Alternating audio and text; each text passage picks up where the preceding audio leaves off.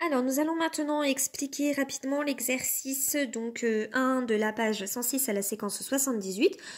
Je pense pas que cet exercice vous ait posé problème, mais je vais vous le réexpliquer rapidement.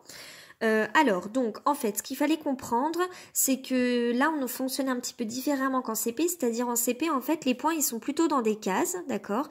Alors que là, ils sont vraiment au croisement de deux lignes, d'accord? Et c'est ce qu'on appelle le nœud d'un quadrillage. Quand ils sont vraiment sur là où se croisent les deux lignes, on dit qu'ils sont dans le nœud d'un quadrillage.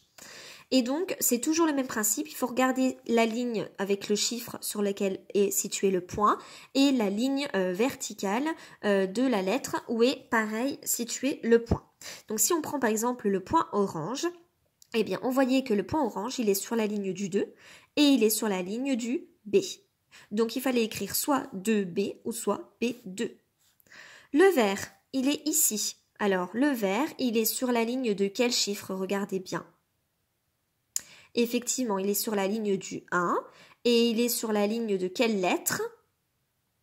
Eh bien oui, il est sur la ligne du K, donc il fallait écrire 1K ou K1. Et enfin, le point bleu, il est ici, alors il est situé sur la ligne de quel chiffre? Très bien, il est sur la ligne du 8 et il est sur la ligne de quelle lettre? Donc là, il faut vraiment bien se repérer, hein. Pas hésiter à prendre un crayon et puis longer le trait, la ligne si on en a besoin. Il est sur la ligne du C. Donc il est en C8 ou en 8C. Et donc dans un deuxième temps, vous aviez à placer le point noir, le point 8 et le point violet et le point rouge en vous servant bien de ce qu'on appelle les petites coordonnées. Les coordonnées, c'est l'emplacement où sont les points. Donc il faut bien mettre la lettre, le chiffre ou d'abord le chiffre et ensuite la lettre, peu importe, ça n'a aucune importance.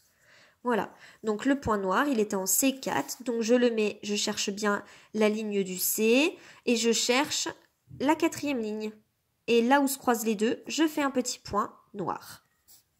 Voilà, si jamais c'était beaucoup plus compliqué que ce que je pensais, vous me renvoyez un petit message et je vous refais une vidéo pour mieux vous expliquer si vous en avez besoin.